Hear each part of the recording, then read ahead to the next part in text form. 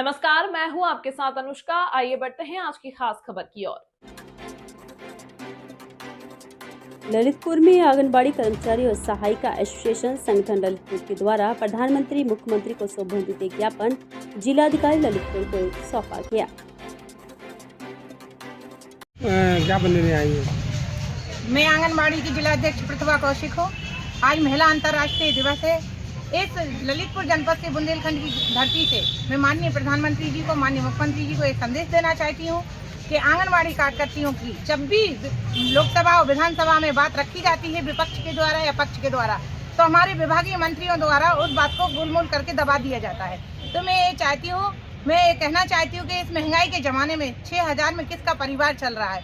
महिला दिवस मनाया जा रहा है, अंतर्राष्ट्रीय महिला दिवस मनाया जा रहा है, और वो उन महिलाओं का दिवस मनाया जाता है जो मजबूर हैं। जो सक्षम महिलाएं, उनके लिए अंतर्राष्ट्रीय दिवस नहीं मनाया जाता है। लेकिन हम लोग सच में मजबूर हैं। हम लोगों ने सन 75 से आंगनबाड़ी कार्यकर्तियों का कार्य किया है और हम करते रहे। गांव में जो विषम परिस्थितियां थी, आपने देखा होगा, आज उन विषम परिस्थितियों से कोसों दूर है। सरकार इस योजना का लाभ भरपूर ले रही है, लेकिन मानदेय बढ़ाने के नाम पे विभागीय मंत्रियों द्वारा गोलमोल करके इस बात को दबा दिया जाता है। ना ग्रेजुएटी दे रही है, ना मानदेय बढ़ा रही।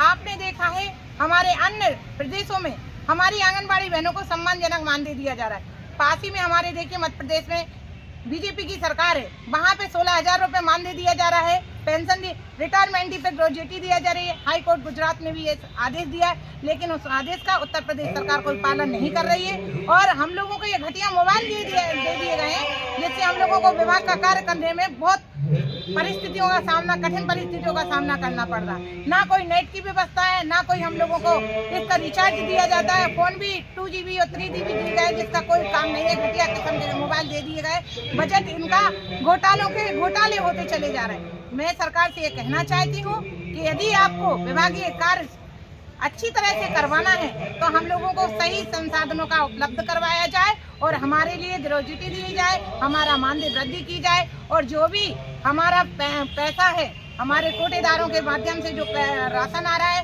वो आंगनबाड़ियों को नेबिट के द्वारा प्राप्त कर दिया जाए। जिस तरह से तेल, दाल, पंजीरी हम लोगों को वितरण करनी पड़ रही, उसी तरह से हम लोग वहीं लाभार्थी को दे।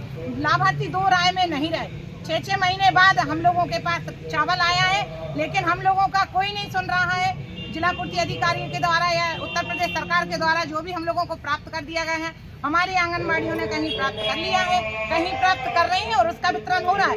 लेकिन कुछ सामाजिक तत्वों के द्वारा, कुछ अराजक तत्वों के द्वारा हमारी बहनों के लिए भ्रमित किया जा रहा है और उनकी गलत प्रसार किया जा रहा है। इसके लिए मैं प्रशासन से और शासन से अनुरोध करती हूँ कि इसके लिए आप लोग विशेष ध्यान दें और हमारे मानदेय अवश्य बढ़ाएं।